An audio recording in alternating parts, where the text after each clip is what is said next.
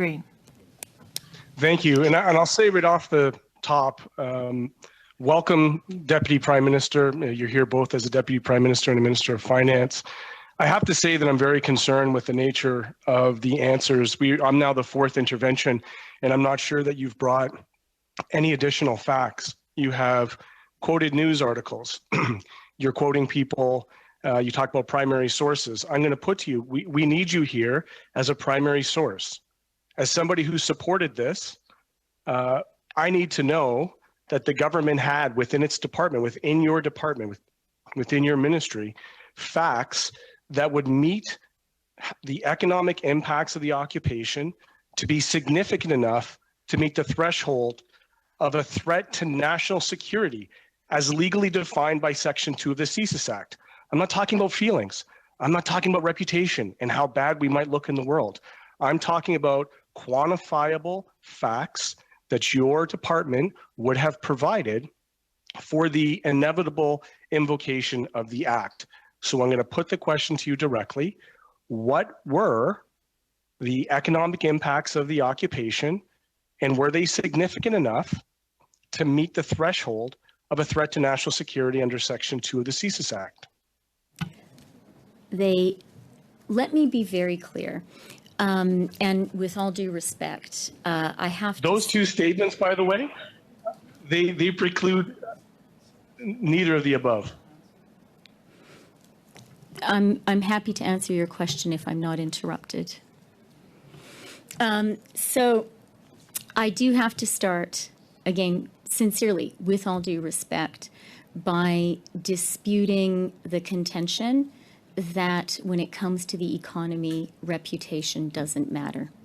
In fact, Canada's reputation as a reliable trading partner, as a reliable investment destination, as a country with peace, order, and good government, as a country with stable and effective political institutions, these are some of the most precious things we have as an economy, and they are the foundation for our prosperity.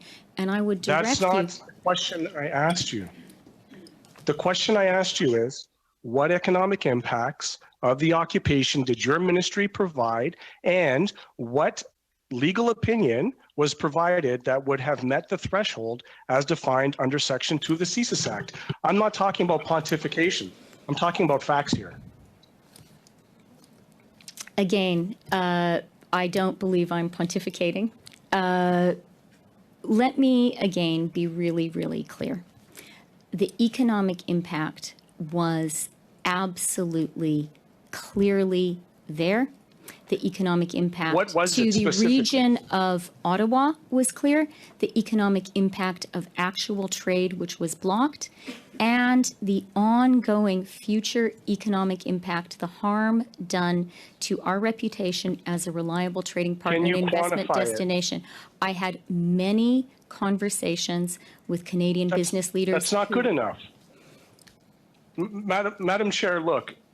So there's two things that are happening right now. One, the audio and the feedback is making this very difficult for me to engage. And I don't know if somebody's got a live mic there. But I think you're running two devices. I'm not. Okay. I'm here on my headphones. But it's a very frustrating process when we have such limited time and such evasive answers.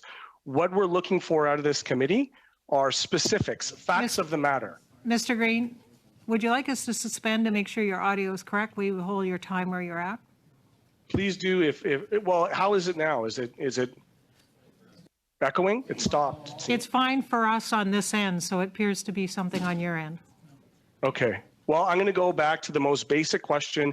If the Minister of Finance can provide something generated within her department that is not an external reference to an American governor or any external bodies that quantify the threshold under Section 2 that goes beyond reputation. I'm talking about real economic impacts that are quantifiable, that her ministry, I would hope, would have generated in some kind of report, some kind of briefing, and if so, would she please provide it to this committee today?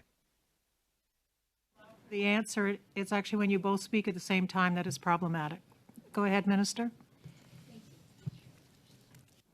Thank you. And I have to say, I disagree so forcefully with the premise of the question.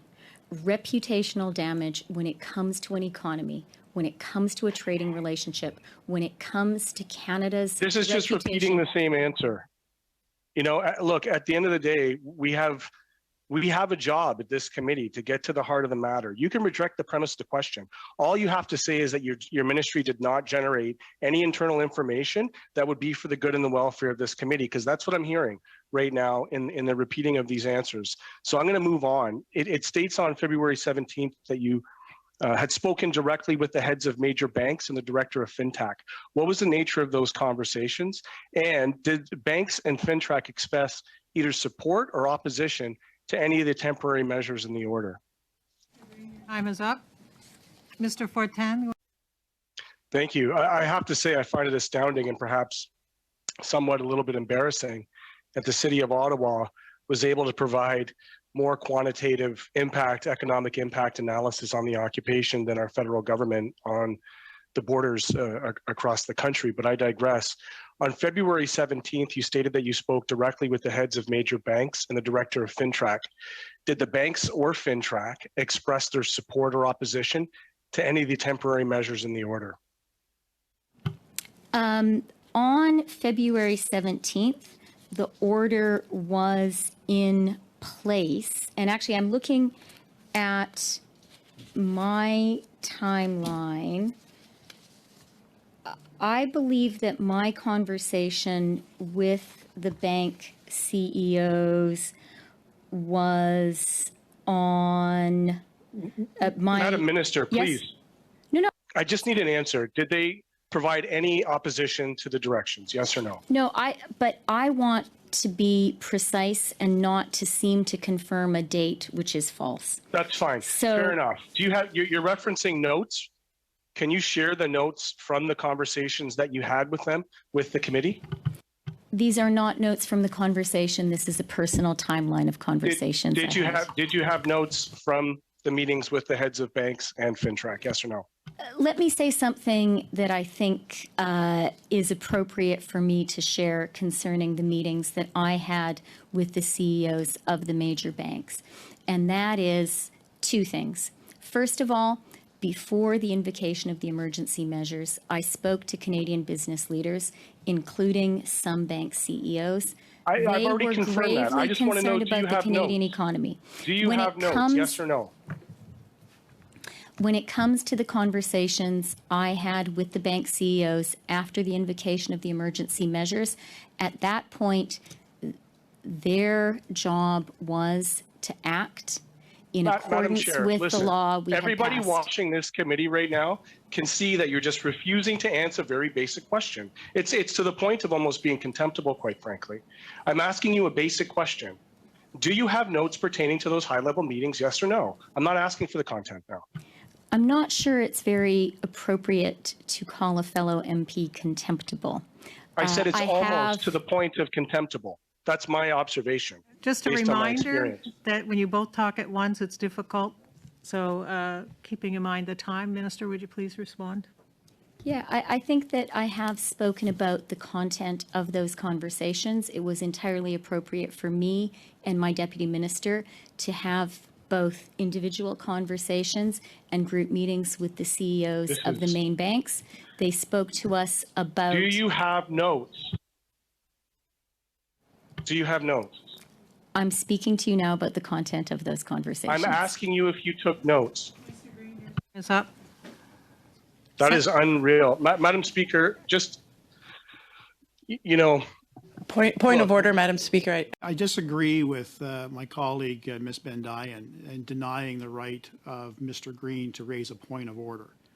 I think a point of order can be raised at any point in time. I would agree with you, but he didn't flag it as a point of order.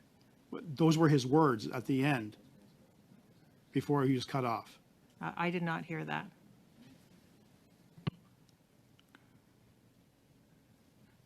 Mr. Green, did you want to go ahead? I did not hear. No, at this point, you know what? I just anticipate we're going to have to call the witness back and keep having to have an opportunity to actually get some answers. We're now 42 minutes, we're over an hour into this, and I don't think we've gotten any answers. So Thank you, Mr. I'll leave it. Green. It's not even a point of order at this point. Thank you.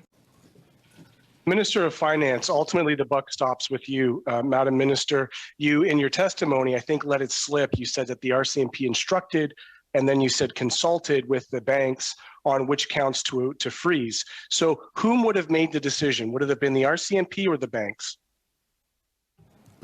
I was clear that there were two routes. Under the order, the banks, using their internal processes, acted so as to be certain that they were complying with the order.